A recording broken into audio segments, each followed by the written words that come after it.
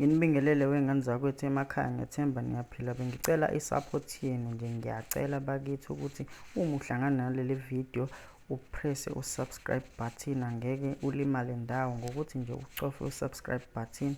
Bengizicelela engiziphethe-ke zanamhlanje eMuziwandile TV zithi i-MK isilaxaze abangu-18 abangena ngephutha ohlwini layo lwasePhalamende.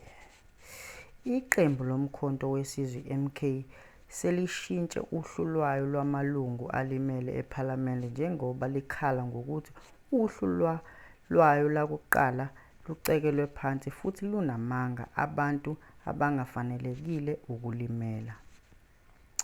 Ushintsho lohlu luthinta amalungu ePhalamende angu-18 luqukethwe encwadini ebhalwe uSomlomo wePhalamende uThokozile Didiza eputshuzelwa kwabezindaba.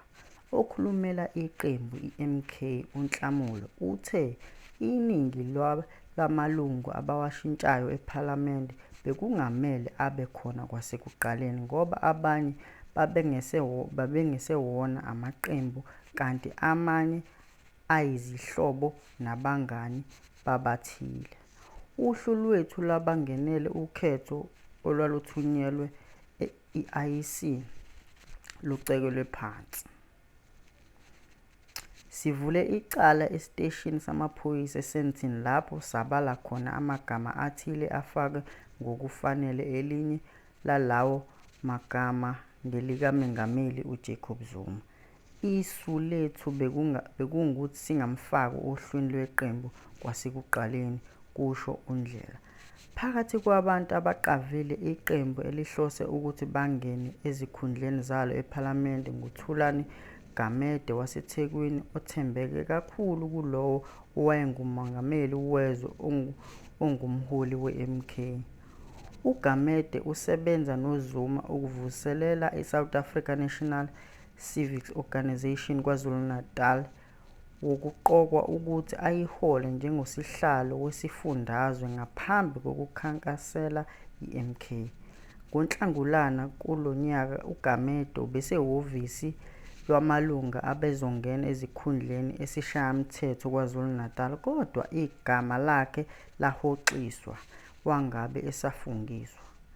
Nakuba amanye amalungu e-MK efana noMnuz Nhlanhla Ngidi asula kwezombusazwe ngemuva kwezokushuqushuqu ngoNhlangulana ngezikhathi amagama awo engaveli ohlwini lwesishayamthetho saKwaZulu-Natal, uGamede waphimisela ukuthi uyohlala ethembekile kuZuma.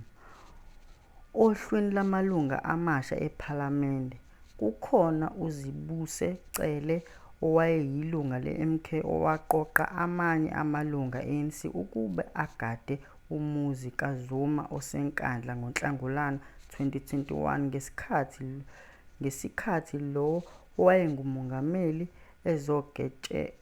ezogwetshwa kulandela ukudelela kwakhe isinqumo senkantolo. Elinye ilungu lePhalamende elisha nguName Seeram owayengumholi we-ANC owaba ngomunye wokuqala ukujoyina iqembu le-MK ngonyaka odlule, nowake wanxenxa amalunga amagatsha e-ANC eThekwini ukuthi avotele i-MK okhethweni lwangoNhlaba. Ngiyabonga mlaleli, bengicela ukuthi upresse u-subscribe button ukuze ngizokwazi futhi ukukudilivela ezinye izindaba. Nisale kahle.